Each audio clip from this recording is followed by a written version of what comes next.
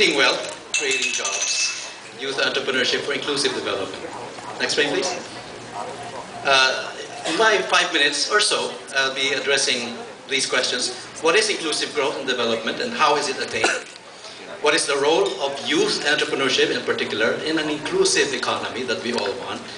And what help do the entrepreneurs need, particularly from government, from all of us? And what do they need to do? So, we proceed on. First of all, what is inclusive growth? Well, I'll start by saying what inclusive growth is not. And it's not economic growth that is narrow, shallow, and hollow, which is the way I've been describing the kind of economic growth we've been getting for many, many years now. It's narrow because it's driven by a few high-growth sectors, mostly services like BPO, finance, real estate, and also by a few areas of the country, Metro Manila and the surrounding provinces in Central Luzon and Calabar Zone. It's shallow because the fast-growing sectors are the ones that don't have very strong linkages with the rest of the economy and don't create all that much jobs. In fact, I like to point out that our top export may be electronics, but our top import is also electronics, which means that our top export earner is not really contributing all that much to our domestic economy because there's very weak domestic linkages. And third, it's shallow rather. The previous frame please again. Hollow because it does not lead to commensurate increase in jobs. It's jobless growth. In 2013, our economy grew by 7.3%. The number of jobs grew by 0.17%. And you can see the problem there. Okay, next. So what is inclusive growth and development? Well, the usual definition is it's growth and development that is participated in and benefits all sectors, all areas, and all segments of society. And second, it provides equal opportunities for the advancement of all. And third, it eliminates poverty in all its dimensions. And here I'd like to point out there are at least 5 dimensions of poverty. The economic is the most obvious, but the social, environmental, cultural, political, and even spiritual dimensions of poverty have to be addressed. Next slide. What are the pillars of achieving this inclusive growth that we all want? Well, number 1, and the theme of today's gathering is small enterprise development. Second is competition policy. The third one would be sectoral drivers of inclusive growth. In other words, what are the industries or sectors that will most likely be effective drivers of more inclusive growth if they are the fast-growing sectors of the economy. And fourth would be human development in general, health and education in particular. Well, I will zero in just on the small enterprise development because that's our theme today. Next.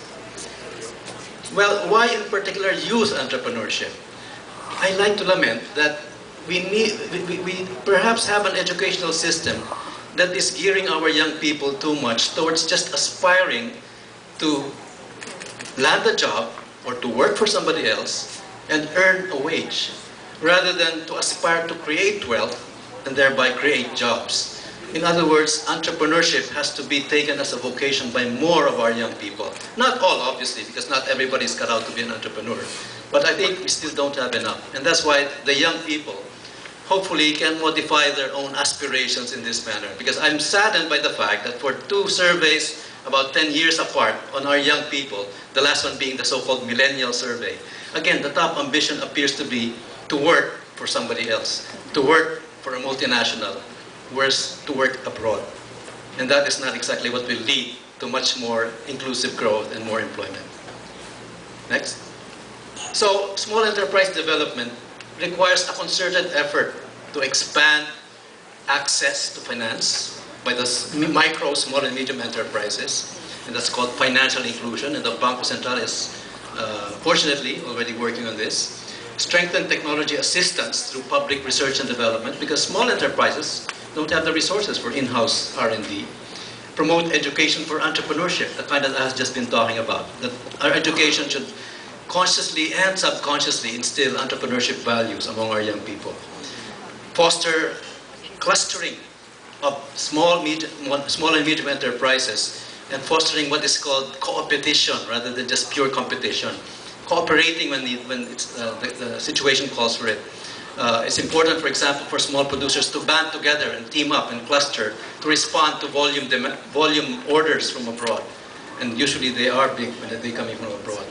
And then to improve market access, including infrastructure that will make it easier to get their products to reach the market, our own embassies abroad helping in finding opportunities for our enterprises, especially the small ones abroad, and so on.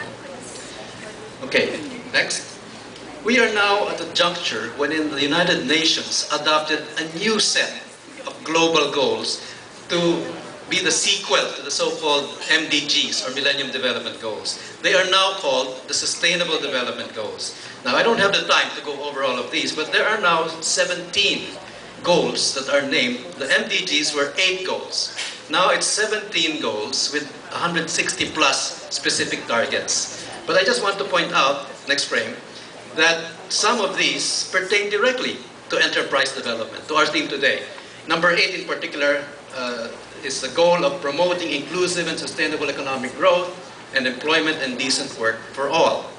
And in the next set, in the next frame, we have reduced inequality within and among countries, being contributed to, in fact, by small enterprise development, and ensuring sustainable consumption and production patterns.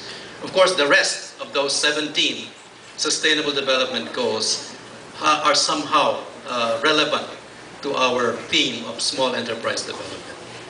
But finally, I just want to say, as we move forward, next frame and last frame, there's homework that we all need to do, whether it's government or we ourselves, whether small entrepreneurs or not.